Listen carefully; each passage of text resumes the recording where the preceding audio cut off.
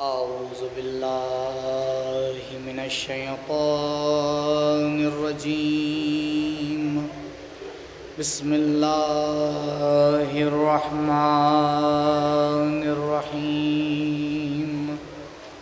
الحمد لله رب العالمين بارئ الخلائق أجمعين باعث الأنبياء والمرسلين والصلاة والسلام على طه وياسين حبيب إله العالمين شفيع المذنبين أبي القاسم المصطفى محمد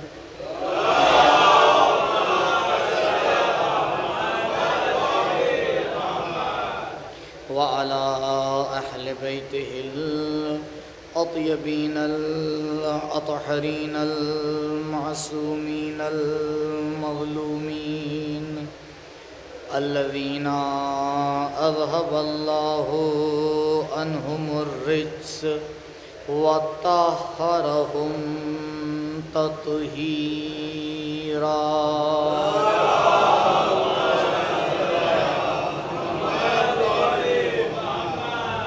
ولا سيما على الحجة الثاني عشر بقية الله المنتظر ولعنة الله على أعدائهم وقتلتهم ومنكري فضائلهم ومصائبهم أجمعين.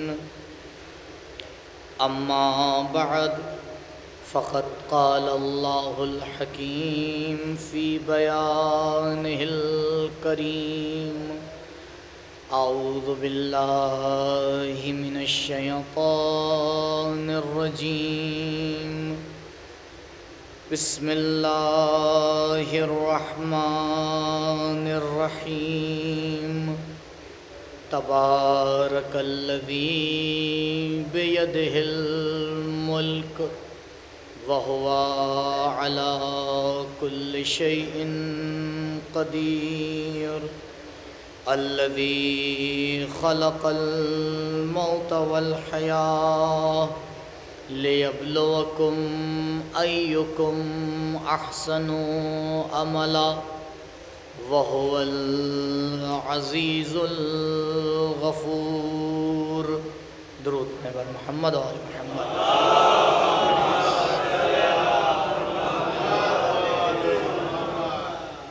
ایک مرتبہ سورہ حمد اور 3 مرتبہ سورہ اخلاص کی تلاوت فرما کر مرحوم کو اصال فرما دیں. ایک مرتبہ درود پڑھیں بر محمد و آل محمد.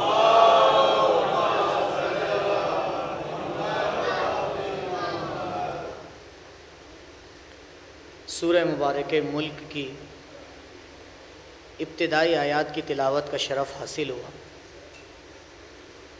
کہ جس میں پروردگار متعال کچھ کائنات کی حقیقتوں کو ہمارے سامنے اجاگر فرما رہا ہے. بسم اللہ الرحمن الرحیم. تبارک الذی بیدہ الملک. بابرکت ہے وہ ذات کہ جس کے دست قدرت میں ملک ہے. وَهُوَ عَلَى كُلِّ شَيْءٍ قدیر. اور یہ وہ ذات ہے جو ہر شے پر قادر ہے. الذی خلق الموت والحیات. کہ جس نے موت اور حیات دونوں کو خلق کیا ہے. لیبلوکم ایکم احسن عملا. تاکہ امتحان اور آزمائش کے ذریعے یہ پتہ چل جائے کہ تمہارے درمیان احسن عمل کس کا ہے. وَهُوَ الْعَزِيزُ الْغَفُورُ. اور وہ پروردگار عزیز بھی ہے اور غفور بھی ہے. یہ تقریباً چند آیتیں، 2 سے 3 آیتیں قرآن کی، اگر اس کے اوپر غور کر لیا جائے، بہرحال تمام تو باتیں جو اس میں پروردگار نے بیان کی ہیں وہ تو وہی ہستیاں جانتی ہیں جو قرآن ناطق ہیں، لیکن چند باتیں جو آپ کی خدمت میں اس کے ذیل میں عرض کرنا ہے۔ اگر قرآن کی آیات پر غور کیا جائے تو قرآن سوال کا انداز بھی بتاتا ہے، جواب بھی دیتا ہے، لیکن عام طور پر آپ دیکھیں تو جو عالم ہوتا ہے وہ صرف کوشش کرتا ہے کہ سوال کا جواب دے دے، لیکن جو عالم کو خلق کرنے والا ہے وہ سوال کرنا بھی سکھاتا ہے، جواب بھی دیتا ہے، کیونکہ نہ ہر سوال مناسب ہوتا ہے نہ ہر سوال کا جواب ہوتا ہے۔ تو وہ ہمیں یہ بھی بتاتا ہے کہ دیکھو سوال کس انداز سے ہونا چاہیے، کس مقام پر ہونا چاہیے، کس جگہ پر ہونا چاہیے، کس سے ہونا چاہیے، کب ہونا چاہیے، یہ تمام چیزیں ایک سوال کے اندر پوشیدہ ہوتی ہیں، اور جواب بسا اوقات اسی وقت غیر مناسب آتا ہے کیونکہ سوال ہی غیر مناسب ہوتا ہے۔ تو ہمیشہ غلطی جواب دینے والی کی نہیں ہوتی ہے۔ اب آپ اگر سوال میں اپنی پوری بات ہی سامنے والے کے سامنے پیش نہیں کر رہے ہیں تو ضروری نہیں ہے کہ وہ جواب میں مناسب جواب آپ کو دے دے۔ اب دیکھیں ان آیات میں ابتدا اس طرح سے ہو رہی ہے، تبارک الذی بیدہ الملک، بابرکت ہے وہ ذات کہ جس کے دست قدرت میں ملک ہے۔ یہ ایک دعویٰ ہے جو قرآن آ کے پیش کر رہا ہے، اور آپ جانتے ہیں کہ ہم ان ہستیوں کے ماننے والے ہیں جو کسی بھی دعوے کو بغیر دلیل کے قبول نہیں کرتے، اور پوری تاریخ میں 1400 سال میں اسی لیے ہم پر زیادہ ظلم ہوا ہے کہ ہم صرف سن کے نہیں مانتے ہیں بلکہ سننے کے بعد دلیل بھی مانگتے ہیں، سمجھنے کی بھی کوشش کرتے ہیں۔ ہمیشہ تاریخ میں آپ دیکھ لیے جب بھی کوئی بات پیش کی گئی ہم نے سوال کیا اس کی دلیل کیا ہے، تو یہ ایک دعویٰ ہے جو قرآن آ کے پیش کر رہا ہے، تبارک الذی بیدہ الملک، بابرکت ہے وہ ذات کہ جس کے دست قدرت میں ملک ہے۔ پروردگار اس کی دلیل کیا ہے؟ تیرے دست قدرت میں ملک ہے، اس کی دلیل کیا ہے؟ کہا اس کی دلیل یہ ہے ہوا علی کل شیء قدیر، کہ پروردگار ہر شے کے اوپر قدرت رکھتا ہے۔ جو ہر شے کے اوپر قدرت رکھتا ہوگا وہ مالک الملک بھی ہوگا، مالک الملکوت بھی ہوگا۔ درود پڑھے بر محمد و آل محمد۔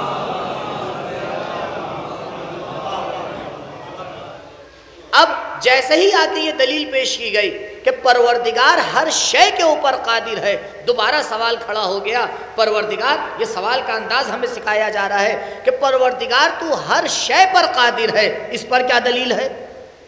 کیونکہ خود یہ ایک دعویٰ ہے کہ پروردگار ہر شے کے اوپر قادر ہے، اس کے اوپر بھی تو کوئی دلیل ہونا چاہیے کہ پروردگار ہر شے پر کیسے قادر ہے۔ تو دیکھیے خود آیت جواب دے رہی ہے، یہ بتاؤ تمہاری پوری زندگی میں سب سے زیادہ اہم چیز کیا ہے؟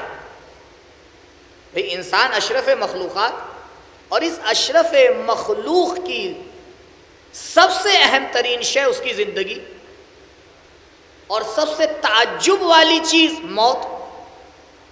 اور ایک عجیب حقیقت ہے اس موت کی کہ بارہا میں اس بات کو کہتا ہوں کہ موت کی حقیقت، جو مجھے خود اس موضوع پہ آپ کے سامنے نہیں بیان کرنا، جو بیان کرنا بھی آتا ہوں اس تک، خود موت کی حقیقت ایسی ہے کہ قرآن نے تو آگے بہت کہہ دیا اور ہم اس آیت کو بار بار پڑھتے رہتے ہیں، کل نفس ذائقۃ الموت، کل نفس ذائقۃ الموت۔ لیکن ایک مسئلہ یہ ہے کہ وہ انسان جو موت کا مزہ چکھ لیتا ہے وہ بتا نہیں پاتا۔ بتائیے ہے کوئی کائنات میں ایسا کہ بھئی اس سے کہیں بھئی قبلہ یہ کھانا ہے، آپ اس کا مزہ چکھ کے بتائیے کیسا ہے، میٹھا ہے، نمک تیز ہے، مرچیں تیز ہیں، کیا ہے؟ کہتے قبلہ بھی چکھ کے بتائے دے رہے ہیں۔ تو کسی سے یہ کہا جائے کہ ذرا موت کا مزہ چکھ کے بتائیے، اگر قبلہ چکھ لیں گے تو پھر بتانے کے لائق نہیں رہیں گے۔ اچھا، اور جس نے چکھا نہیں ہے وہ بتا نہیں سکتا. تو یہ عجیب راز بن کے رہ گیا ہے کہ ایک طرف سے قرآن یہ کہہ رہا ہے کہ ہر نفس کو موت کا مزہ چکھنا ہے، اور مزہ ایسا ہے جو پتہ بھی نہیں ہے. لیکن پھر وہی بات آ جاتی ہے، اگر ایسی اسرار آمیز شے کے مزے کو پتہ لگانا ہے تو پھر کربلا کے جوان کے پاس آنا پڑے گا، جو آ کے آواز دے گا اہلا من الاصل، آؤ ہم سے پوچھو، ہم تمہیں بتائیں گے موت کا مزہ کیا ہوتا ہے. درود پڑھے بر محمد و آل محمد.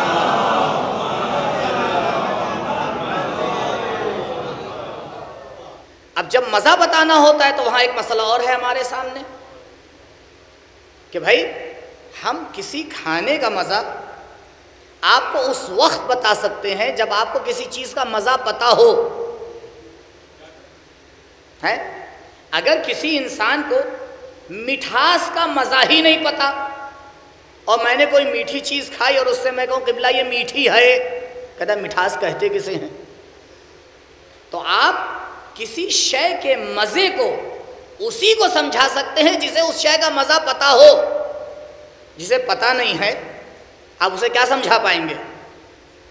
ایک آپ نے کوئی نیا پھل کھایا، کوئی نئی چیز کھائی جو آج تک نہیں پائی جاتی ہے ہندوستان میں، اب آپ اس کو سمجھاتے رہیے، کیسے سمجھائیں گے؟ بس آپ یہ کہتے ہیں کہ اس جیسا ہے، یہی تو کہیں گے، اس کے علاوہ آپ کیا کہہ سکتے ہیں؟ کہ بھائی دیکھیے وہ جو آپ فلاں چیز کھاتے ہیں اس کا مزہ اس جیسا ہے. اب غور کیجئے گا، ہمیشہ جواب دینے والے کے مطابق نہیں ہوتا ہے، اکثر جواب سوال کرنے کے علم کے مطابق ہوتا ہے. نہیں تو ہمیشہ یہ ہستیاں ایسا جواب دیتی کہ ہم اور آپ حیران و پریشان رہ جاتے. اسی لیے علماء فرماتے ہیں کلم الناس علی قدر عقولہم، پبلک سے گفتگو اس کے عقل کے مطابق ہونا چاہیے، اپنے علم کے معیار پر نہیں ہونا چاہیے. اگر یہ 14 ہستیاں اپنے معیار پر گفتگو کرتی ہیں تب دعائے کمیل اور دعائے عرفہ اور صحیفہ سجادیہ بنتا ہے. جب ہمارے معیار پر گفتگو کرتی ہیں تب اصول کافی اور من لا یحضر الفقی بنتی ہے. درود پڑھے بر محمد و آل محمد.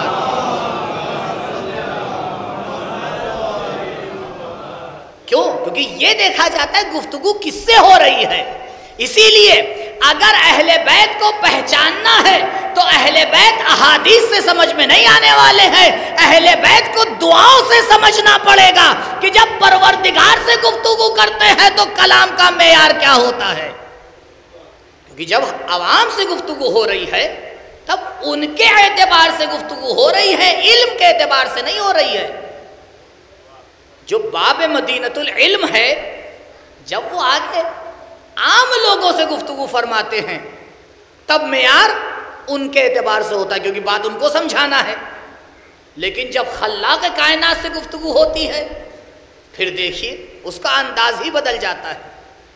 اس کا انداز، اسی لیے صحیفہ سجادیہ کو زبور آل محمد کہا جاتا ہے. کیوں؟ کہ یہ زبور کی طرح وہ کتاب ہے جس میں حضرت نے پروردگار سے آ کے کلام کیا ہے. اب ایک انسان بتانا چاہ رہا ہے، 2 منٹ میرے ساتھ رہیے تاکہ یہ بات پہنچ جائے. ایک جوان ایک بات کو تاریخ میں ثبت کرنا چاہ رہا ہے، بتانا چاہ رہا ہے. کیا بتانا چاہ رہا ہے؟ سوال کیا ہوا؟ بیٹا یہ بتاؤ موت تمہارے نزدیک کیسی ہے؟ سوال ہے، جواب دینا ہے. جواب اپنے علم کے اعتبار سے دیا ہے یا ہماری معلومات کے اعتبار سے دیا ہے؟ اس جوان نے جو جواب دیا ہے وہ حضرت قاسم کے علم کے اعتبار سے نہیں دیا ہے، کیونکہ ہمارے نزدیک ایک ذائقہ جانا پہچانا تھا اور وہ شہد کا ذائقہ تھا، لہٰذا مقایسہ کر کے کہہ دیا تمہارے علم کے اعتبار سے بتا رہے ہیں کہ دیکھو شہد سے زیادہ شیرین ہے، لیکن حقیقت موت کو ہم جانتے ہیں، تم سمجھ نہیں سکتے ہو. درود پڑھے بر محمد و آل محمد.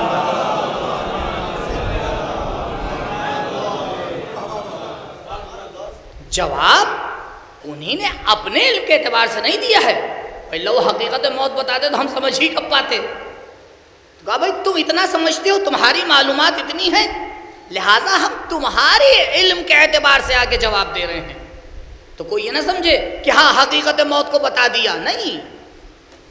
اسی لیے جیسے لوگ ہوتے تھے ویسا کلام ہوتا تھا۔ جب جناب کمیل جیسے ساتھ میں ہوتے تھے تب حضرت دعائے کمیل ارشاد فرماتے تھے، جب عام لوگ ہوتے تھے اس طرح کی بات حضرت فرما دیتے تھے۔ لہٰذا تو وہ موت جو اسرارآمیز ترین شے ہے انسان کی زندگی کی، تو سوال کیا ہوا کہ پروردگار ہر شے کے اوپر قادر ہے۔ کہا دیکھو ہر شے کو کہاں تک تم سمجھو گے، بس اتنا بتا دیں کہ تمہارے لیے تمہاری زندگی سب سے زیادہ اہمیت رکھتی ہے، اور انسان زندگی کو بچانے کے لیے ہر چیز داؤ پہ لگا دیتا ہے۔ پوری عمر کمایا، بیمار ہوئے سب خرچ کر دیا۔ ارے قبلہ پوری عمر کی کمائی، آپ کو نہیں پتا یہ جان اس سے زیادہ عزیز ہے، یہ جان اس سے زیادہ عزیز ہے، تو اپنی زندگی کو بچانے کے لیے سب کو قربان کر دیتا ہے۔ اور موت جو آج تک اس کے لیے اسرارآمیز ہے، پروردگار نے آ کے ان دو کو مثال بنایا کہ الذی خلق الموت والحیات۔ تم کہاں تک گنو گے پروردگار کس چیز کے اوپر قادر ہے؟ بس یہ جان لو کہ یہ پروردگار وہ ہے کہ جس نے موت کو بھی خلق کیا ہے، حیات کو بھی خلق کیا ہے۔ موت اور حیات دونوں کو خلق کیا ہے، تو جو موت و حیات کا خالق ہو وہی کائنات کا خالق ہوگا۔ تو دعوے کے ساتھ پھر دلیل پیش کر دی۔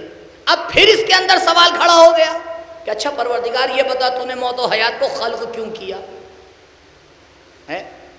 تو نے خلق کیوں کیا؟ آپ دیکھ رہے ہیں سوال ختم نہیں ہوا، پھر سوال اٹھ گیا۔ قرآن نے کہا ٹھیک ہے سنو، جواب دے رہے ہیں۔ لِيَبْلُوَكُمْ أَيُّكُمْ أَحْسَنُ عَمَلًا۔ ہم نے موت و حیات کو اس لیے خلق کیا ہے تاکہ ہم آ کے دیکھیں تمہارے درمیان احسن عمل کس کا ہے۔ اب یہ بتائیے جو ہمارے دلوں میں ہے کیا پروردگار کو نہیں معلوم؟ وہ ہم سے پہلے جانتا ہے ہم کیا سوچنے والے ہیں۔ ہم تو سوچنے کے بعد سمجھتے ہیں کیا سوچا ہے، وہ سوچنے سے پہلے علم رکھتا ہے کہ کیا سوچنے والے ہیں۔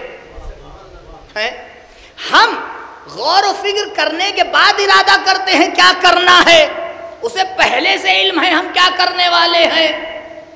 تو پروردگار تجھے تو ہر چیز کا علم ہے ہی، تو پھر یہ نظام کیوں بنا دیا؟ کہا غور کرو، بہت سی چیزیں چھپی ہوئی ہوتی ہیں، جب تک سامنے نہ آئے ان کی حقیقت پیش نہیں ہو پاتی۔ ہمیں تو علم ہے ہی کہ تم ابتدا سے لے کر انتہا تک کیا کرو گے۔ لِيَبْلُوَكُمْ، غور کیجئے گا اس بات کے اوپر، لِيَبْلُوَكُمْ، تاکہ امتحان کے ذریعے یہ پتہ لگے اَيُّكُمْ أَحْسَنُ عَمَلًا، تمہارے درمیان بہترین عمل کس کا ہے۔ یعنی جب تک عمل انجام نہیں دو گے مقصد موت و حیات پورا ہونے والا نہیں ہے۔ لہٰذا علم کے بعد عمل کی نوبت آتی ہے، جب تک انسان میدان عمل میں نہ اترے اس کے علم کا بھی اندازہ نہیں ہو پاتا ہے۔ درود پڑھے پر محمد و آل محمد۔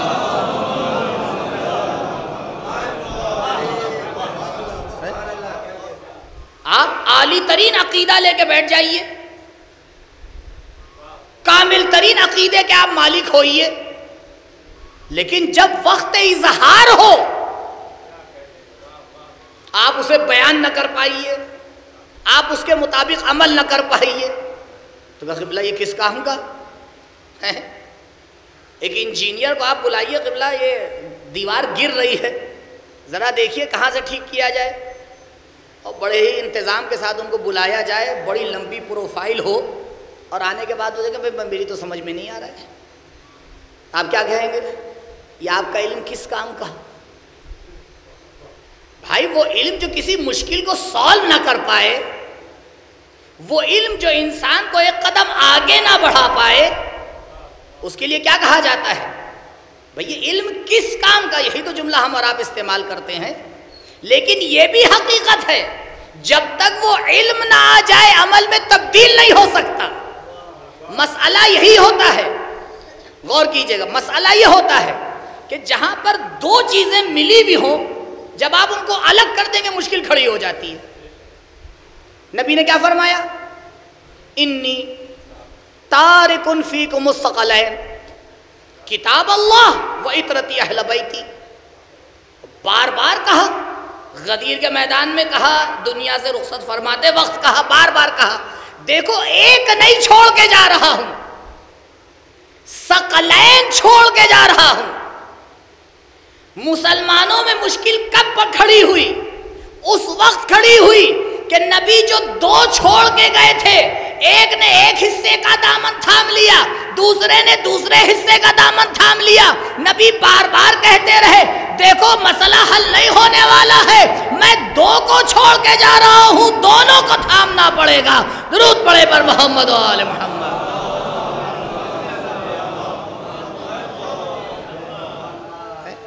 ابھی تو بہت پرانی بات نہیں ہے، شاید 1 سال کچھ مہینے ہوئے ہوں گے، شاید 2 سال ہونے والے ہوں۔ نوٹ بندی کا زمانہ آیا تھا، یہاں تو کوئی ایسا ہے نہیں جس نے اس کو تجربہ نہ کیا ہو، آپ سب تجربے کار ہیں، نئے نئے نوٹ چھپ کے آئے بازار میں۔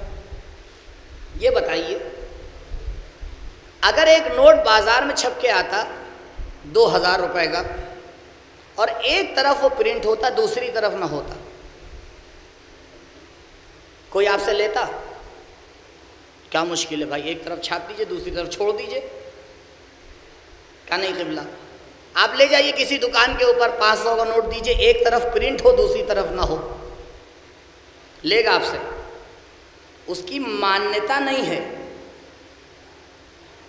کوئی اس کا وقار نہیں۔ اچھا چھپا ہوا دونوں طرف سے نوٹ، دونوں کو آپ ترازو میں رکھ دیے، وزن برابر رہے گا۔ فرق کیا ہے؟ کہتے ہیں فرق یہ ہے قبلہ، یہ دونوں طرف چھپا ہوا ہے، جو ایک طرف چھپا ہوا ہے وہ نہیں چلتا، آپ چاہے جدھر سے چھاپ لیں فرق نہیں کرتا ہے، چاہے جس طرف جو نقشہ بنا ہوا ہے ادھر والا چھاپ لیجئے، چاہے جدھر جو ہے وہ نمبرز لکھے ہوئے ہیں ادھر والا چھاپ لیجئے، ایک طرف اگر چھاپیں گے تو نوٹ نہیں چلنے والا۔ تو بھائی جب اس طرح سے بودی سرکار میں نوٹ نہ چل پائے تو کیا وہاں بغیر علم اور عمل دونوں کے سرکار چل پائے گی؟ کہا دیکھو مسئلہ یہی ہو جاتا ہے کہ ایک طرف کا نوٹ چلانے کی کوشش کرتے ہیں، کبھی آ کے صرف عقیدے کا دامن تھام لیتے ہیں، کبھی آ کے صرف عمل کا دامن تھام لیتے ہیں۔ کہا اس کو چلانے کے لیے تمہیں دونوں کا دامن تھام کے چلنا پڑے گا، جتنا عقیدہ مضبوط کرتے چلے جاؤ عمل کے اندر سدھار آنا چاہیے۔ درود پڑھے پر محمد و آل محمد۔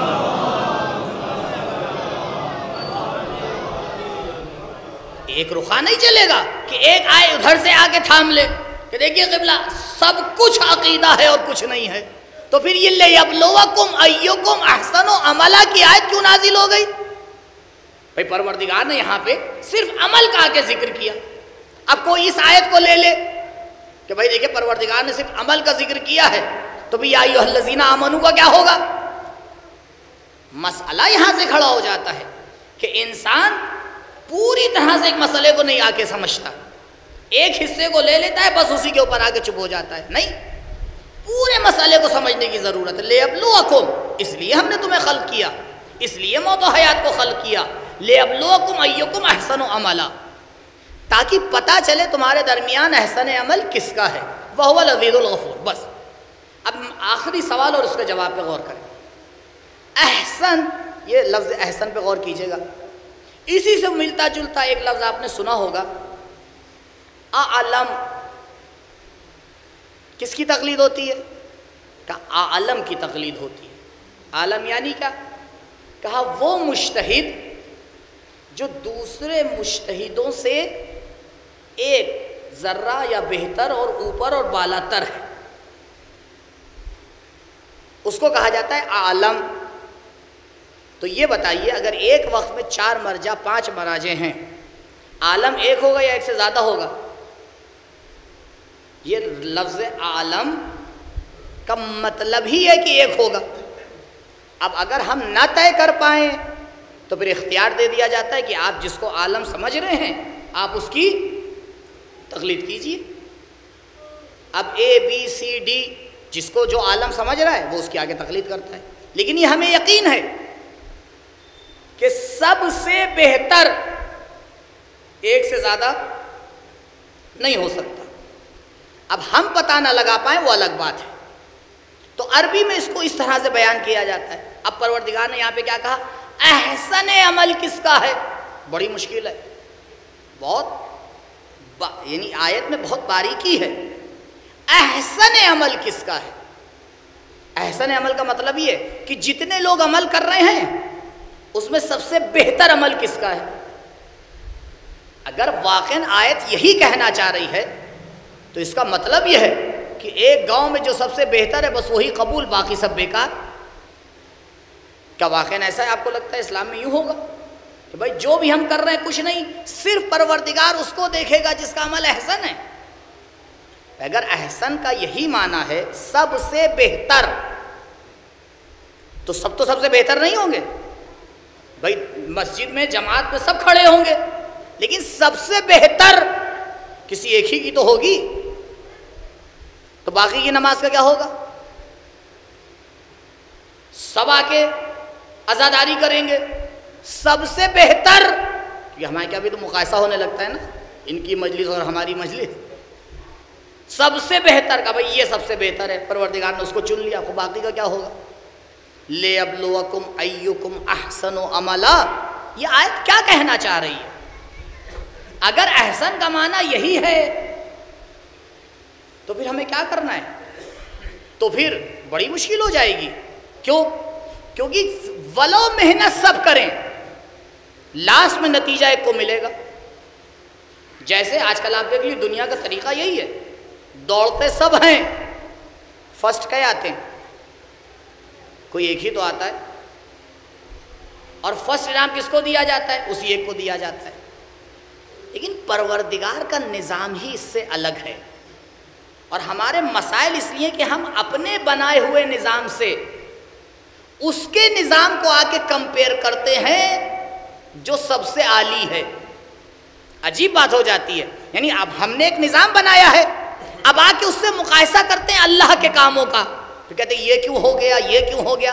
ارے بھائی پہلے اپنے کام کے اوپر غور کریے، وہ صحیح ہے یا غلط۔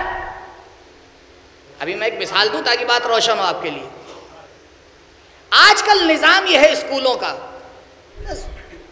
کیونکہ ایک ٹائم ہے، مجھے اس ٹائم تک اپنی بات کو پورا کرنا ہے، کوشش کروں گا کہ انشاءاللہ پوری ہو جائے۔ آج کل اسکولوں کا نظام ہے کہ اگر ایک کلاس میں 20 بچے ہیں، بلکہ اب تو نظام اتنا عالی ہو گیا ہے کہ اگر ایک وقت میں انٹر کا ایگزام 1,00,000 بچے دے رہے ہیں، 10,000 بچے دے رہے ہیں، پیپر ایک ہوتا ہے یا الگ الگ؟ عالی ترین نظام کسے مانا جاتا ہے کہ پیپر زیادہ سے زیادہ ایک رہے یا الگ الگ رہے؟ ایک رہے۔ ہم اور آپ اسے کیا مانتے ہیں؟ عالی ترین نظام۔ ارے دیکھیں کتنا سسٹم ہے، ہمارا یو پی کے اس کونے سے لے کر مشرق سے لے کے مغرب تک ہمیں ایک ہی پیپر اور ایک ہی وقت میں امتحان ہو رہا ہے، اسے ہم کہتے ہیں عالی ترین نظام، جبکہ یہ جاہل ترین نظام ہے۔ اب غور کریے، ابھی آپ کو میری بات عجیب لگ رہی ہوگی، ہم تھوڑا عجیب باتیں کرنے کی عادت ہے کہ یہ کیا ہو گیا، پوری دنیا کا اتفاق اس کے اوپر، ساری دنیا ایک طرف جا رہی ہے، مولانا دوسری طرف جا رہے ہیں۔ نہیں، غور کریے، امتحان کا قانون کیا ہے؟ امتحان کا قانون یہ ہے کہ امتحان صلاحیت کے اعتبار سے ہونا چاہیے۔ امتحان صلاحیت کے اعتبار سے ہونا چاہیے۔ 2 بچے امتحان دے کے گھر میں آئے، ایک ہی کلاس کے پڑوسی، ایک کے نمبر آئے 90، دوسرے کے آئے 80۔ پہلے 80 والا گھر پہنچا اور آگے اس نے رزلٹ اپنے پیرنٹس کو دکھایا، انہیں نے دیکھا 80%، ماشاءاللہ بیٹا بہت اچھا، تعریف پہ تعریف ہو رہی ہے۔ لیکن ابھی چند منٹ ہی گزرے تھے، دوسرا پڑوسی کا بچہ آیا، آنٹی میرا بھی پیپر آ گیا، میرا بھی۔ کہا بیٹا تمہارے کتنے آئے؟ 90۔ یہی خوشی غم میں تبدیل ہو گئی، ناک کٹا دی۔ ارے کچھ تو محنت کر لیتے، یہ کیا کیا تم نے؟ ارے یہ 80 جو بھی اچھا تھا برا کیوں ہو گیا؟ آپ کو پتا ہے کیوں برا ہو گیا؟ کیونکہ اس کو اس کے ساتھ مقایسہ کر لیا گیا۔ اگر یہ مقایسہ نہ ہوتا تو یہی 80 ابھی بڑا عمدہ نظر آ رہا تھا۔ تو دنیا کا قانون ہی غلط ہے، پروردگار کا قانون ہی الگ ہے۔ کہا دیکھو ہم صلاحیتوں کو دیکھتے ہیں، تم مقایسہ کیا کرتے ہو۔ اسی لیے پوری بات میں میرے توجہ رہیے گا، کیونکہ ابھی نتیجہ میں نے نہیں لیا ہے۔ اب کہا دیکھو امتحان کا قانون یہ ہے، جس کی جتنی صلاحیت ہے اس کے نمبر اس کے اعتبار سے اس کے لیے صحیح ہے۔ اگر ایک بچے کا حافظہ بہت اچھا ہے اور اس کی عقل بہت معیار پر ہے تو اس کے لیے 90 کم ہیں، لیکن اگر ایک عقلی اعتبار سے تھوڑا پیچھے ہے اس کے لیے 80 بھی زیادہ ہیں۔ یہی تربیت اولاد میں غلطی ہو جاتی ہے۔ ہم اولاد کی تربیت نہیں کرتے ہیں، اولاد کا پوری عمر مقایسہ کیا کرتے ہیں۔ اگر ایک اولاد پر اسی کے اعتبار سے توجہ دی جائے تو ہر اولاد اپنی جگہ پر کامل ترین فرد ہوتی ہے۔ کیوں؟ کیونکہ پروردگار نے ہر انسان کو بہتر بنایا ہے۔ گڑبڑ کہاں کھڑی ہوتی ہے؟ کہ جب ہم مقایسہ کرنے لگتے ہیں۔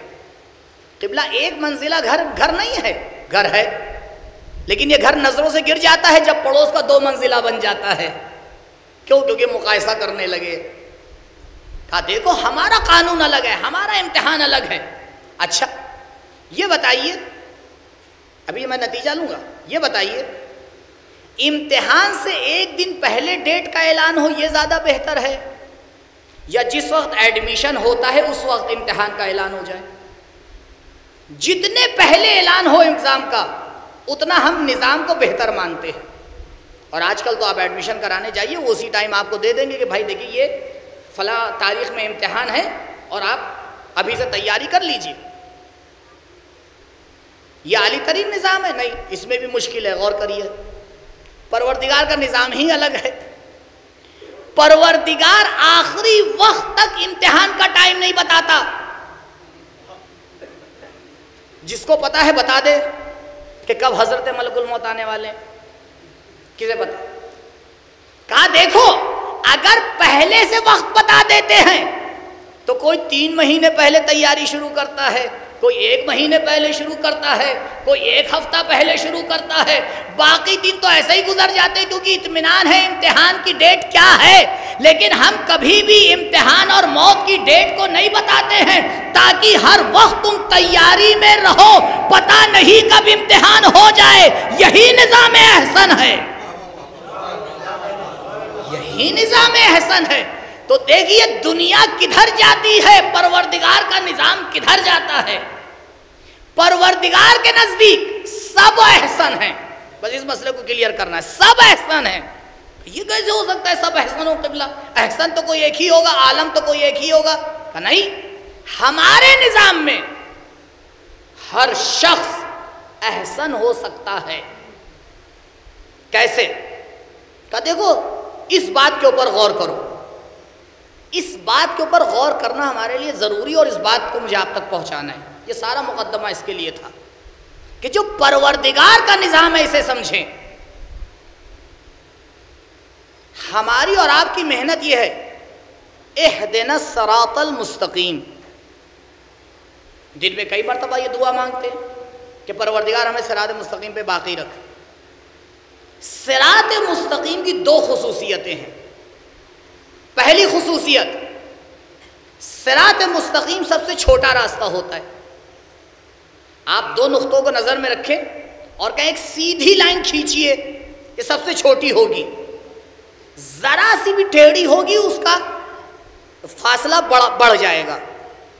صراط مستقیم سب سے چھوٹا راستہ ہوتا ہے، اس لیے ہم بار بار دعا مانگتے ہیں کہ پروردگار ہمیں صراط مستقیم پر باقی رکھ۔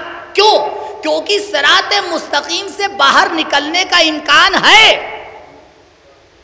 اگر صراط مستقیم سے باہر جانے کا امکان نہ ہوتا تو ہم بار بار کیوں یہ دعا مانگتے؟ ہم دعا مانگتے پروردگار مجھے انسان باقی رکھ، کبھی آپ نے یہ دعا کی ہے؟ کبھی دعا نہیں کریں گے، بھائی انسان ہے تو انسان رہیں گے، لیکن یہ دعا کرتے ہیں پروردگار صراط مستقیم پر قائم رکھ. کیوں؟ کیونکہ صراط مستقیم سے ہر لمحہ بہکنے کا امکان ہے.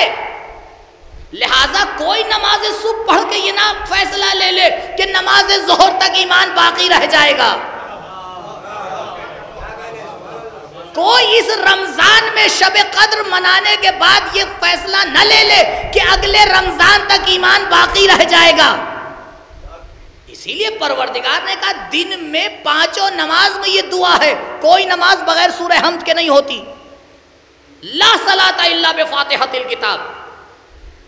اور یہ واجب کر دیا پروردگار نے، یہ دعا مانگو، تمہارے اوپر واجب ہے یہ دعا مانگو. نماز واجب، نماز کے اندر سورہ حمد کا پڑھنا واجب، سورہ حمد کے اندر اہدنا الصراط المستقیم کہنا واجب. کیونکہ پتہ نہیں کب تم صراط مستقیم سے نکل جاؤ. اور ہم آ کے اتنے آرام سے بیٹھے رہتے کہ نہیں صراط مستقیم تو ہماری جاگیر ہے. قبلہ سورہ حمد کہہ رہا ہے کہ جاگیر نہیں ہے، باقی رہنے کے لیے ہر لمحہ کوشش کرنا ہے. کبھی انسان نکل جائے کچھ نہیں پتا. وقت ہوتا تو میں آپ کو تاریخی واقعات سناتا کہ کیسے کیسے لوگ بہک گئے اور کیسے کیسے لوگ نکل گئے. نہیں، انسان دھیان دے اس کے اوپر. اب پروردگار نے جتنے بھی ہیں کہا یہ صراط مستقیم، اور ہماری اور آپ کی سب کی کوشش ہے کہ اس کے اوپر باقی رہیں انشاءاللہ. کہا اس صراط مستقیم پہ باقی رہنے کے لیے پہلی شرط، پہلی صفت سب سے چھوٹا راستہ. دوسری صفت سب سے بیلنس راستہ. صراط مستقیم کا راستہ کیا ہوتا ہے؟ سب سے بیلنس راستہ ہوتا ہے. اب اس مثال کے اوپر غور کریے تاکہ نتیجہ لیں. اب اتنی دیر سے اب نتیجے کی باری. چند گلاس آپ اپنے سامنے رکھیے. اپنے جوان بھائیوں کے لیے مثال دے رہا ہوں تاکہ بات روشن ہو جائے کہ قرآن کیا کہنا چاہ رہا ہے. چند گلاس آپ اپنے ذہن میں لے کے آئیے جن کا سائز الگ الگ ہے. ان گلاسوں کی مثال ہے ہم اور آپ. ہم اور آپ کا سائز کیا ہے؟ سب کا برابر ہے یا الگ الگ؟ 2 انسان آپ کو دنیا میں برابر نہیں ملیں گے. 2 جڑواں بھائی بھی برابر نہیں ملیں گے، کیونکہ اس کی چاہت کچھ ہوتی ہے، اس کی چاہت کچھ ہوتی ہے. اس کا عقیدہ کچھ ہوتا ہے، اس کا عقیدہ کچھ ہوتا ہے. اس کا عمل کچھ ہوتا ہے، اس کا عمل کچھ ہوتا ہے. جہاں 2 بھائی ایک جیسے نہ ہو سکے وہ بھی جڑواں، وہاں دوسروں سے آپ کو کیا بھروسہ ہے؟ اب چند گلاس آپ نے نظر میں رکھے، 3 4 5، سب کا سائز الگ الگ. اب آپ سب میں پانی بھر دیجئے. بس 5 منٹ میرے ساتھ رہیے گا، اور نہیں رہیے گا تو پورے 45-50 منٹ ضائع ہو جائیں گے، کیونکہ جو نتیجہ لینا وہ نتیجہ نہیں ہو پائے گا. سب میں پانی بھرا ہوا ہے. اب میرا آپ سے سوال ہے، سب کا پانی برابر ہے؟ برابر نہیں ہے نا. بس یہ ہماری اور آپ کی مثال ہے. ہم سب کی صلاحیتیں برابر نہیں ہیں. ایک گھر میں 4 بچے ہوتے ہیں، صلاحیتیں الگ الگ ہوتی ہیں. ایک جلدی رٹ لیتا ہے، دوسرا دیر میں یاد کر پاتا ہے. ایک جلدی سمجھ جاتا ہے، دوسرا دیر میں سمجھتا ہے. ایک کو باپ سے زیادہ محبت ہوتی ہے، دوسرے کو ماں سے زیادہ محبت ہوتی ہے. ایک کو گھر میں رہنا پسند ہوتا ہے، دوسرا گھر سے باہر زیادہ رہتا ہے. ایک دیندار زیادہ ہوتا ہے، ایک میں دینداری کم ہوتی ہے. یہ اس وجہ سے ہے کیونکہ صلاحیتیں الگ الگ ہیں. یہ صلاحیتیں بالکل ان مختلف گلاسوں کی طرح ہیں. اب احسن کون ہوگا؟ ہم اور آپ احسن کس کو مانیں گے؟ ہم تو اسی کو مانیں گے نا جو زیادہ دیندار ہے، جو زیادہ سمجھدار ہے، جو زیادہ وفادار ہے. پروردگار کہتا ہے نہیں، یہ معیار نہیں ہے، غور کرو. ہمارے نزدیک سب کامیاب ہیں. پروردگار یہ کیسے ممکن ہے کہ سب کامیاب ہو جائیں؟ کہا دیکھو تم ان گلاسوں کا آپس میں مقایسہ کرتے ہو. یہ جو بیچ میں گلاس ہے یہ جب اپنے اوپر والے کو دیکھتا ہے تو دیکھتا ہے کہ اس میں پانی زیادہ ہے، نا امید ہو جاتا ہے. اور یہی گلاس جب اپنے سے چھوٹے والے کو دیکھتا ہے تو دیکھتا ہے میں اس سے بڑا ہوں، متکبر ہو جاتا ہے. نا امیدی بھی گمراہ کر دیتی ہے، تکبر بھی گمراہ کر دیتا ہے. سارا مسئلہ زندگی میں اسی میں پڑا ہوا ہے. یا اپنے سے کمتر کو دیکھ کے تکبر کا شکار ہو جاتے ہیں، یا اپنے سے اونچے والے کو دیکھ کے زندگی میں نا امید ہو جاتے ہیں؟ کہا نا امید ہونا چاہیے، نہ تکبر ہونا چاہیے۔ کہا پروردگار پھر اس کا مسئلے کا حل کیا ہے؟ کہا حل یہ ہے، اپنے گریبان میں جھانک کے دیکھو، اپنی صلاحیتوں کو سمجھنے کی کوشش کرو۔ درود پڑھے بر محمد و آل محمد۔ اب اگر ان گلاسوں میں سب میں پانی بھر دیا جائے اور ان گلاسوں سے یہ کہا جائے کہ یہ بتاؤ تم کس چیز میں برابر ہو، کوئی چیز ہے جس میں برابر ہو یا نہیں؟ بھئی سائز تو الگ الگ ہے، پانی بھی الگ الگ ہے، اب سب مل کے آواز دیں گے ایک چیز ہے جس میں ہم سب برابر ہیں، وہ کیا ہے؟ ہم سب بھرے ہوئے ہیں۔ پروردگار صراط مستقیم میں چھوٹا اور بڑا نہیں دیکھتا ہے، بھرے ہوئے دل کو اور صحیح عمل کو دیکھتا ہے۔ ہم آپس میں مقایسہ کرتے ہیں، وہ ایک ایک کو دیکھتا ہے۔ درود پڑھے بر محمد و آل محمد۔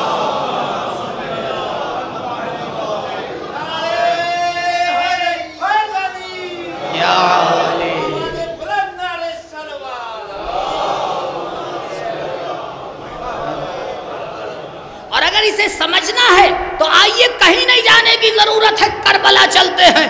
کربلا کے میدان میں ایک ظرف 6 مہینے کا نظر آتا ہے، ایک ظرف 14 سال کا نظر آتا ہے، ایک ظرف 18 سال کا نظر آتا ہے، ایک ظرف 27 سال کا نظر آتا ہے، ایک ظرف 33 سال کا نظر آتا ہے، ایک ظرف 63 سال کا نظر آتا ہے، ایک ظرف 57 سال کا نظر آتا ہے، ایک ظرف 80 سال کا نظر آتا ہے۔ لیکن جب نگاہ واقعیت سے دیکھتے ہیں تو کوئی الگ الگ نہیں نظر آتا ہے، سب حسین ابن علی نظر آتے ہیں۔ درود پڑھے پر محمد و آل محمد۔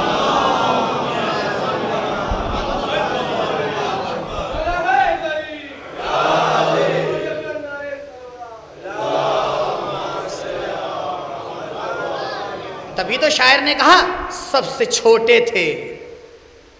کتنا لطیف شعر ہے، سب سے چھوٹے تھے مگر سب کے برابر نکلے، سب کے برابر نکلے۔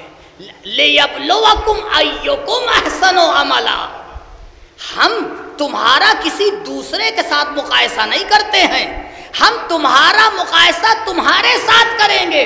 اس وقت ہم تم سے شکوہ کریں گے کہ جتنی ہم نے تمہیں صلاحیت دی ہے تم اس صلاحیت کے اعتبار سے محنت نہ کرو۔ کہ یہ عین عدالت ہے۔ آپ ایک کالج میں چلے جائیں، میں کالج اور اسکول کی مثال اس لیے دیتا ہوں تاکہ جوان جلدی سمجھ جائیں۔ آپ ایک کالج میں گئے، پورا لمبا چوڑا اسٹاف، ایک بیچارہ واچ مین ہے، ایک بیچارہ دروازے پہ کھڑا ہوا ہے، ایک ٹیچر ہے، ایک لیکچرر ہے، ایک جو ہے پروفیسر ہے، ایک پرنسپل ہے، ایک اس ہیڈ ہے، ایک ڈین ہے۔ یہ سب کو ملا کے تو اسکول چل رہا ہے۔ اس میں سے کسی ایک کو نکال دیجئے گا، نظام گڑبڑا جائے گا۔ سب کا ہونا ضروری ہے نہیں؟ اب آپ کا یہ قبلہ یا تو صفائی کرنے والی کی ضرورت نہیں ہے،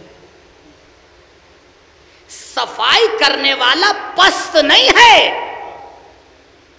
وہ بھی اگر اپنی ذمہ داری پہ عمل کر رہا ہے تو اس کے برابر ہے جو پردھان ہے، کیونکہ اس کی وہ ذمہ داری ہے، اس کی یہ ذمہ داری ہے۔ عزیزوں اس کے اوپر خوب غور کریے۔ اگر ہم اپنی ذمہ داریوں کو سمجھ لیں تو نہ کوئی انسان ہمارے سامنے بڑا ہوگا، نہ کوئی انسان ہمارے سامنے چھوٹا ہوگا۔ آئیے دوبارہ اہل بیت سے مثال دوں، جب اپنی ذمہ داریوں پہ عمل کیا جاتا ہے تو کوئی 25 سال چپ رہتا ہے، کوئی آ کے صلح کر لیتا ہے، کوئی میدان کارزار سجا دیتا ہے، کوئی دعاؤں کے آ کے خدا کا سہارا لیتا ہے، کوئی یونیورسٹی بنا کے چلا جاتا ہے، کوئی سلاخوں کے پیچھے رہ جاتا ہے، کوئی مشقت کا سفر طے کر لیتا ہے، کوئی پردے غیبت میں چلا جاتا ہے، لیکن 14 برابر کے برابر رہتے ہیں۔ درود پڑھے پر محمد و آل محمد۔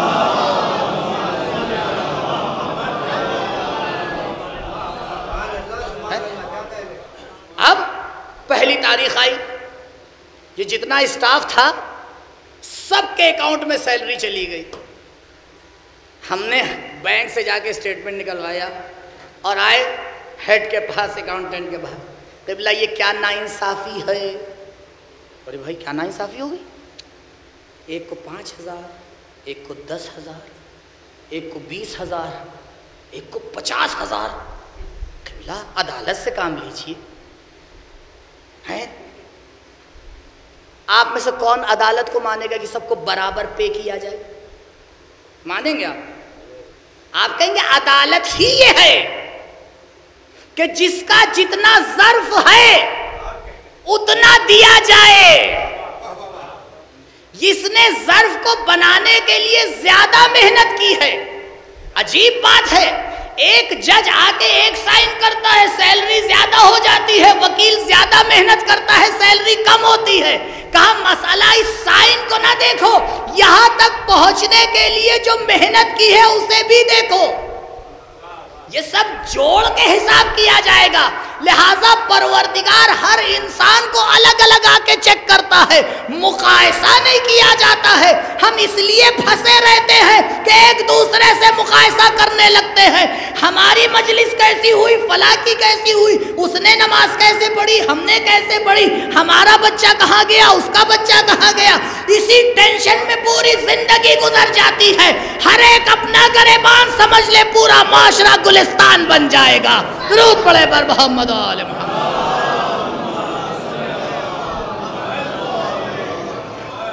اب ہر کوئی احسن ہے، ہر کوئی احسن ہے۔ اب اس نظام میں جو 5,000 پا رہا ہے وہ اس کے لیے احسن ہے، جو 10,000 پا رہا ہے وہ اس کے لیے احسن ہے، جو 20,000 پا رہا ہے وہ اس کے لیے احسن ہے۔ اب دیکھیے آیت کتنی پیاری بات کہہ رہی ہے، ہم تمہارا امتحان لیں گے کیونکہ ہم جانتے ہیں ہر ایک انسان احسن بن سکتا ہے۔ ہر انسان اپنے نزدیک، یہ واقعہ آپ نے کتنے سنے ہوں گے کہ اگر فلاں کام کیا تو نبی کے ساتھ محشور ہوگا۔ وہ جناب موسیٰ والا واقعہ تو سنا ہوگا، ماں والا، کہ اس نے جب کہا کہ جناب موسیٰ علیہ السلام نے جب آ کے دعا کی کہ پروردگار کون میرا ہم نشین ہوگا، تو کہا جاؤ فلاں جگہ دیکھو وہ تمہارا ہم نشین ہے۔ اب جب جناب موسیٰ علیہ السلام پہنچے تو دیکھا ایک قصائی ہے۔ اب ان کو بڑا تعجب ہوا کہ یہ میرا ہم نشین قصائی، میں نبی پروردگار، میرے اوپر کتاب نازل ہوئی، معصوم اولوالعزم، خیر اب خدا نے کہا تھا، رہے اس کے ساتھ دن بھر۔ رات میں جب وہ گھر گیا تو دیکھا کہ اپنی ماں کی خدمت کر رہا ہے، اور جب اس نے اپنی ماں کی خدمت کی تو ماں نے کوئی دعا کی اس کے لیے۔ تو جناب موسیٰ نے پوچھا کہ یہ بتاؤ یہ تمہاری ماں نے کیا کہا؟ کہا جب بھی میں اپنی ماں کی خدمت کرتا ہوں، اس کو کھانا کھلاتا ہوں، تو کہتی ہے بیٹا پروردگار تمہیں جناب موسیٰ کا ہم نشین بنا دے۔ اب یہاں پہ ایک عقلی مسئلہ ہے کہ ایک انسان جناب موسیٰ کا ہم نشین کیسے ہو سکتا ہے؟ ہو سکتا ہے، کیوں؟ کہا دیکھو وہ چھوٹا سا گلاس تھا، جناب موسیٰ بہت بڑے ظرف تھے، اس میں مقایسہ نہ کرنا، لیکن مسئلہ یہ ہوا کہ اس نے اپنی ذمہ داری کو پورا انجام دیا، جناب موسیٰ نے بھی اپنی ذمہ داری کو پورا انجام دیا، تو جس کا ظرف بڑا تھا اس کی ذمہ داری بھی زیادہ تھی۔ تم ذمہ داریوں کو مقایسہ نہ کیا کرو، جو دیا گیا ہے اس پر عمل کرو، تم بھی اسی کی طرح اعلیٰ بن جاؤ گے۔ اور اعلیٰ بننے کا معیار تو عجیب سکھا دیا گیا ہمیں، کہا دیکھو گنہگار ہو، خطاکار ہو، لیکن اگر توبہ کر کے در اہل بیت پہ جھک جاؤ گے تو جیسے ان پر سلام بھیجا جائے گا تمہارے اوپر بھی سلام بھیجا جائے گا۔ بھیجا گیا نہیں بھیجا گیا؟ تو اب ہر انسان کے لیے راستہ کھلا ہوا ہے، بس ضرورت اس بات کی ہے کہ وہ آئے اپنی ذمہ داری کو سمجھے اور اس غلط فہمی میں نہ پڑا رہے کہ انہی نے کیا کیا اور فلاں نے کیا کیا، اور یہیں سے شیطان شروع کرتا ہے۔ آپ دیکھ لیجئے مشکل یہیں سے شروع ہوتی ہے۔ اگر ہر انسان، کیوں مولا نے فرمایا من عرف نفسہ فقد عرف ربہ، جس نے اپنے آپ کو پہچان لیا اس نے خدا کو پہچان لیا۔ ہم کہا خدا کہا؟ کہا نہیں، اگر تم اپنی صلاحیتوں کو سمجھ گئے، آج ہمارے جوانوں کی مین مشکل یہ ہے، انہیں یہی نہیں معلوم ہوتا کہ ان کی صلاحیت ہے کیا۔ اگر انسان اپنی صلاحیت کو سمجھ جائے اور اس کے مطابق عمل کرنے لگے تو جو راستے ہم مہینوں میں طے کر رہے ہیں وہ ہفتوں میں طے ہوں گے، اور جو ہفتوں میں طے کر رہے ہیں وہ دنوں میں طے ہوں گے، اور جو دنوں میں طے کر رہے ہیں وہ گھنٹوں میں طے ہوں گے، اور جو گھنٹوں میں بھی طے نہیں کر پا رہے ہیں وہ سیکنڈوں میں طے ہو جائیں گے۔ کیوں؟ کیونکہ صلاحیت کو نہیں سمجھا جاتا۔ یہ پہلی ذمہ داری ہے والدین کی کہ اولاد کی صلاحیت کو سمجھیں اور اس کی صلاحیت کے اعتبار سے اسے ذمہ داری دیں۔ ایک مولانا صاحب ہے، بڑی اچھی مجلس پڑھ کے چلے گئے، بیٹا تجھے مولوی بننا ہے۔ خاندان میں کسی کا بچہ ڈاکٹر بن گیا، بیٹا تجھے ڈاکٹر بننا ہے۔ 20 سال کے بعد پتہ چلتا ہے کہ یہ اس لائق ہی نہیں تھا، اس کا کام تو کچھ اور تھا۔ ارے پروردگار نے اسی کسی اور کام کے لیے خلق کیا تھا، تم نے اسے کہیں اور لا کے لگا دیا، نتیجہ ملا وہ نہیں ملا جو ملنا چاہیے تھا۔ لِيَبْلُوَكُمْ أَيُّكُمْ أَحْسَنُ عَمَلًا۔ آپ دیکھیں کہ جب امام حسین علیہ السلام سے بات پڑی،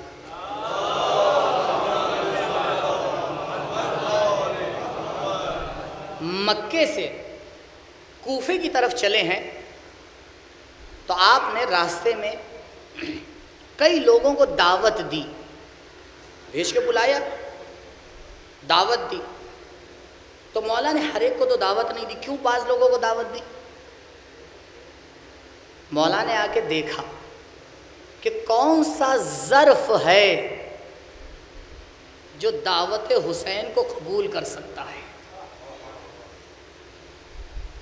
لہٰذا نہ ہر بات ہر ایک سے کہی جاتی ہے، نہ ہر انسان سے ہر توقع رکھی جاتی ہے۔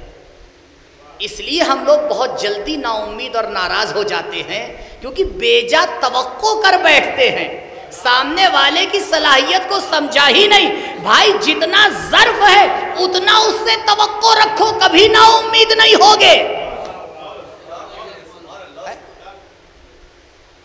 جب ہے ہی نہیں اس کا ظرف اتنا تو آپ اسے توقع کیوں لگائے بیٹھے؟ نہیں، اب ایک دم سے جو ہے وہ آپس میں شیر و شکر ہو گیا۔ کیا ہوا کہ بھائی ہم نے تو سوچا ہی نہیں تھا، تو یہ آپ کو پہلے سوچنا چاہیے تھا۔ انسان کیوں اپنی زندگی میں کامیاب نہیں ہو رہا ہے؟ کیونکہ پہلے اپنی صلاحیت پہ غور نہیں کر رہا ہے۔ لِيَبْلُوَكُمْ أَيُّكُمْ أَحْسَنُ عَمَلًا، بار بار قرآن کہہ رہا ہے کہ ہم سب کو احسن دیکھنا چاہتے ہیں۔ آخری جملہ بات ختم۔ ہر پھول گلستان میں اپنی جگہ پہ اچھا ہوتا ہے۔ پروردگار اگر چاہتا ایک کان دے دیتا، نہیں دے سکتا تھا؟ ماتھے پہ سینٹر میں ایک کان ہوتا، کیا مشکل تھی؟ ایک آنکھ دے دیتا؟ نہیں، اس نے ہر اس چیز کو وہاں پہ رکھا ہے جہاں اس کا حق ہے۔ مولا نے حق کی تعریف کیا کی؟ عدل کی تعریف کیا کی؟ کہ حق اور عدل کی تعریف یہ ہے، برابری معنی نہیں ہے، عدالت کا معنی یہ نہیں ہے برابر۔ اللہ اکبر، برابر نہیں، پھر جو جہاں پر ہے وہاں پہ رکھو، یہ ہے عدالت۔ اسی لیے ہم مولائے کائنات کو سب سے زیادہ عادل کہتے ہیں۔ کیوں؟ کیونکہ مولا نے ہمیشہ برابری سے کام نہیں لیا۔ جہاں ذوالفقار چلانا تھی نیام میں نہیں رکھا، جہاں نیام میں رکھنا تھی وہاں چلایا نہیں۔ اسی لیے علی ابن ابی طالب، علی ابن ابی طالب ہیں۔ درود پڑھے بر محمد و آل محمد۔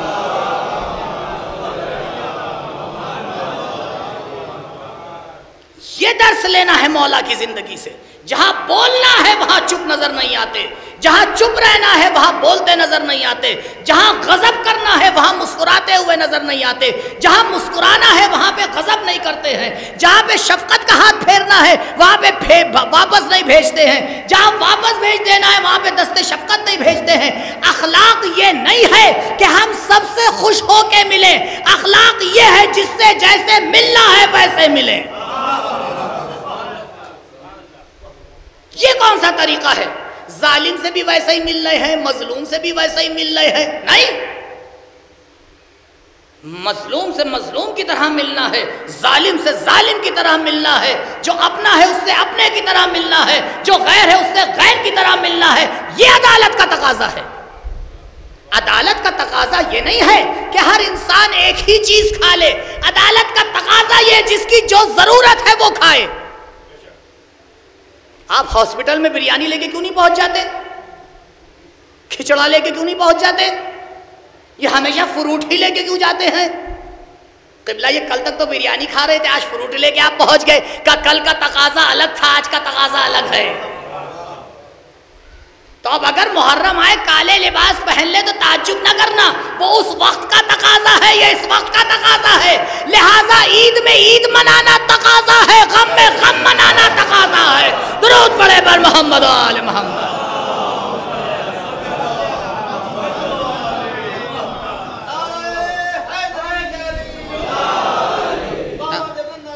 بعض ہمارے کیا بہہ کے نکل آئے ہیں نا؟ نہیں، بس ارے قبلہ ذرا دیکھ لیجئے، جو وقت کا تقاضا ہے اس کے اعتبار سے کام کیا جاتا ہے۔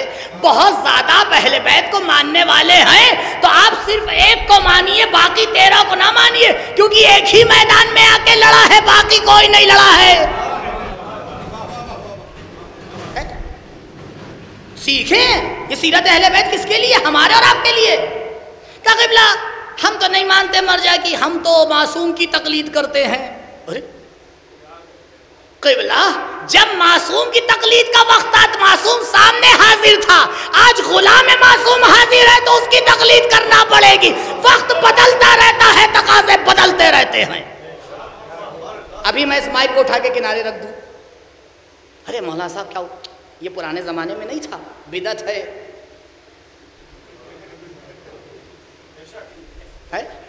قبلہ کل نہیں تھا، تقاضا نہیں تھا، آج آ گیا ہے، تقاضا ہے۔ یہ چھوٹی چھوٹی سی باتیں یہ نہ سمجھیے گا کہ جو ایسی باتیں کرتے ہیں سب نہ سمجھ ہیں، اس میں بڑے سمجھدار بھی شامل ہیں۔ ہاں کیوں؟ کیونکہ وہ سمجھداری سے قوم کو بانٹنا چاہ رہے ہیں۔ ہم اگر عقل مند ہوں گے، اہل بیت کے ماننے والے ہوں گے، اتحاد قائم رہے گا، وہ کامیاب نہیں ہو سکتے۔ بس آخری بات کہہ دوں، بہت آخری بات عرض کر دوں، کبھی یہ نہ کہیے گا شیطان نے کیوں بہکایا۔ اگر یہ جملہ کہا سمجھ جائیے ہم خود بہک گئے۔ ارے میں یہ کہوں چھری نے کیوں کاٹا؟ کسی نے آج تک شمر کے خنجر پہ لعنت بھیجی کسی نے؟ تو ڈائریکٹ کس نے کاٹا؟ شمر کے ہاتھ نے یا خنجر نے؟ کبھی خنجر پہ لعنت نہیں بھیجی، کس پہ بھیجی؟ شمر پہ۔ کا کیوں؟ کیونکہ اس نے چلایا،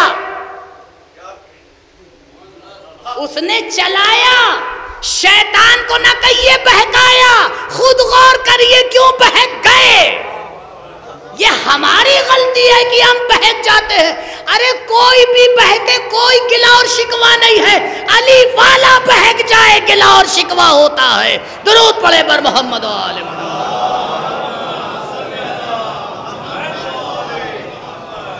وہ تو پہلے سے بہکے بہکائے ہیں تو ان کے بہکنے پہ کیا توقع؟ یہ انسان کیوں بہک جاتا ہے جو دامن اہل بیت تھامے ہوئے ہیں؟ اس پہ غور کرنا چاہیے۔ ایکم احسن عملا، سب تمہارے درمیان احسن عمل ہے اگر اپنی ذمہ داری کو سمجھ کے اس پہ عمل کر لو۔ اور اگر مولا نے دیکھا اور نظریں دوڑائیں، دیکھا ایک ذمہ دار نظر نہیں آ رہا ہے، عجیب ہے، مولا نے کسی کو چھوڑا نہیں۔ کیوں؟ انسان شناس ہیں۔ جب دیکھا نہیں ہے، خط لکھا، من حسین ابن علی الی الرجل الفقیہ حبیب ابن مظاہر، ایک ایک لفظ عدالت کے ساتھ، یہ نہیں جو بھی لقب لگا دیا، نہیں، جو جیسا ہے ویسا، یہ عدالت ہے۔ یہ نہیں کسی سے خوش ہو گئے تو القاب میں ہی 15 منٹ چلے گئے، اور کسی سے ناراض ہیں تو بس چلے تو بغیر نام کے ہی بلا لیں؟ نہیں، جو جس کا حق ہے۔ خط پہنچا، علماء فرماتے ہیں کہ آپ کھانا نوش فرما رہے تھے، دق الباب ہوا، اٹھ کے گئے، دروازے کو کھولا، کون؟ حسین کا قاصد ہو۔ عزیزو اس ماحول کو سوچئے جہاں ایک انسان گھر سے نکلنے کے لیے غور کر رہا ہے، نکل نہیں سکتا، اتنا پہرا کڑا ہے، وہاں ایک قاصد خط لے کے آئے، وہ بھی کس کا؟ حسین کا۔ مجھے نہیں معلوم کہ حبیب کے دل کی کیفیت کیا ہوئی ہوگی۔ اتنا ضرور علماء نے کہا کہ خط کو لیا، چوما، آنکھوں سے لگایا۔ خط چوما جا سکتا ہے، آنکھوں سے لگایا جا سکتا ہے، خط معصوم ہے نہیں، معصوم کی نشانی ہے، یہ سب نشانیاں ہیں، تو اگر ہم نشانی کو چومیں تو اعتراض نہ کرنا۔ اور ایک مرتبہ کھول کے پڑھا، حبیب حسین کربلا میں تنہا ہے۔ مولا آپ تنہا کہاں ہیں؟ عباس و علی اکبر آپ کے ساتھ ہیں، قاسم و اون آپ کے ساتھ ہیں، شاید مولا جواب دے نہیں، جب تک سب نہ آ جائیں حسین تنہا ہے۔ آئے، چہرہ بدلا ہوا ہے، حبیب کیا ہو گیا، کس کا خط آیا ہے؟ بس ایک جواب دیا، جاؤ میں نے تمہیں طلاق دی۔ اللہ اکبر، ایسے ماحول میں فیصلہ لینا کتنا مشکل ہوتا ہے، لیکن حسین ہی صحیح فیصلہ لیتے ہیں۔ کہ کیا ہوا حبیب، ابھی تک تو سب صحیح تھا، کہ میرے آقا کا خط آیا ہے، بلایا ہے، اور مجھے معلوم ہے کہ میں واپس نہیں آؤں گا۔ اگر یہ خبر ہمیں دی جائے تو آپ سوچئے کیا ماحول ہوگا۔ ہزاروں سلام ہو اس زوجہ کے اوپر، کتنی سمجھداری سے جواب دیا، اسے کہتے ہیں حسینی، جذبات میں نہیں، سمجھداری میں۔ حبیب جب تک چین اور سکون تھا تب تک تو ساتھ میں رکھا، اور آج جب جنت کی طرف جا رہے ہو تو اکیلے جا رہے ہو۔ بعض علماء فرماتے ہیں کہ نہیں، جناب حبیب نے فرمایا کہ میں تو یہ دیکھ رہا تھا کہ تم کتنی سمجھدار ہو۔ شاید جناب حبیب بھی ہمیں سکھانا چاہ رہے ہیں کہ دیکھو سمجھداری کسے کہتے ہیں۔ غلام کو بھیجا، رہوار کو لے کے نکلا، جا کے سرحد کوفہ کے اوپر کھڑا ہو گیا۔ چند لمحہ دیر ہو گئی پہنچنے میں۔ تاریخ نے ایک مکالمہ درج کیا، کہا جب جناب حبیب نزدیک پہنچے تو دیکھا غلام گھوڑے سے بات کر رہا ہے۔ کون تھا؟ غلام تھا۔ جب ایک انسان عالی ہوتا ہے تو اس کی زوجہ بھی عالی ہو جاتی ہے، اس کا غلام بھی عالی ہو جاتا ہے، اس کا رہوار بھی عالی ہو جاتا ہے۔ غلام گفتگو کر رہا ہے، کیا کہہ رہا ہے؟ اے میرے آقا کے رہوار، آقا نہیں آ رہے ہیں، لیکن کوئی بات نہیں، اگر میرا آقا نہیں آتا ہے تو میں چلوں گا۔ اس جملے میں ایک پیغام ہے عزاداروں، پتہ ہے پیغام کیا ہے؟ پیغام یہ ہے کہ غلام کی ذمہ داری یہ ہے کہ اپنے آقا کے مشن کو پورا کرے۔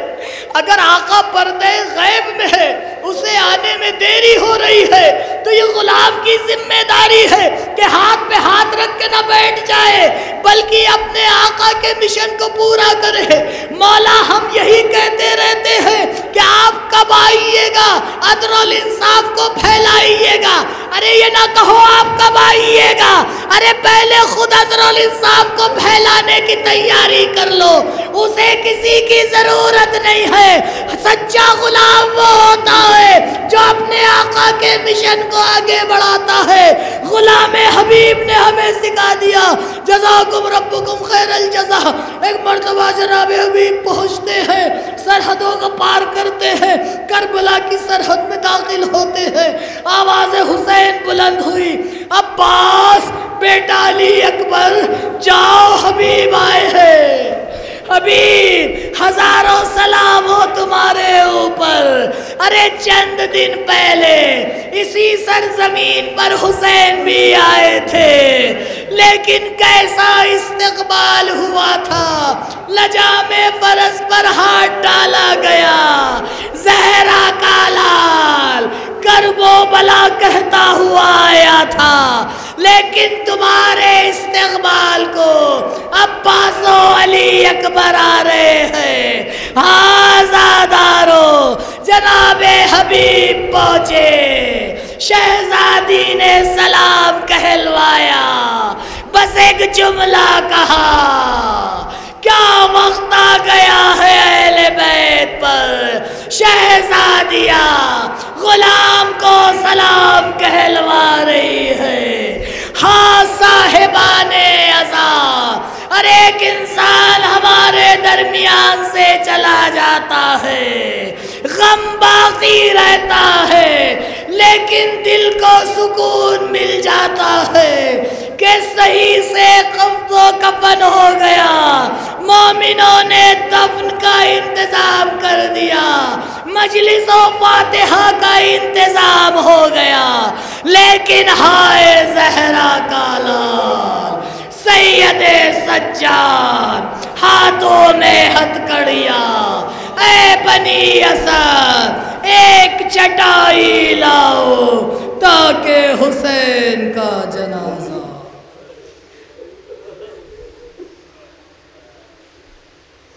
سيعلم الذين ظلموا أي منقلب ينقلبون إنا لله وإنا إليه راجعون رضا بقضائه وتسليما لأمره لا معبود سواك يا غياث المستغيثين۔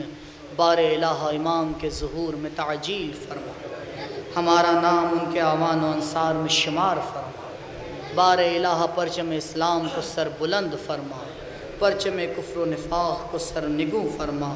پروردگارہ شیعیان حیدر کرار اس دنیا میں جہاں جہاں بھی ہیں، ان کی جان مال عزت و آبرو کی محافظت فرما، جو بیمار ہیں ان کو شفائے عاجل و کامل عنایت فرما، جو مقروض ہیں غیب سے ان کا قرض عطا فرما، جو بے روزگار ہیں ان کے لیے روزگار کا انتظام فرما، جو بے اولاد ہیں ان کی گودیوں کو اولاد کی نعمت سے بھر دے، جو صاحب اولاد ہیں انہیں توفیق دے اپنی اولاد کی صحیح تربیت کر سکیں۔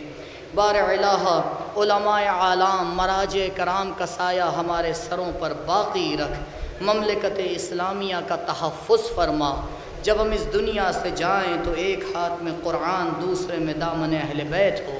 پروردگارہ عزاداری سید الشہداء محبت اہل بیت تا قیامت ہماری نسلوں میں باقی رکھ۔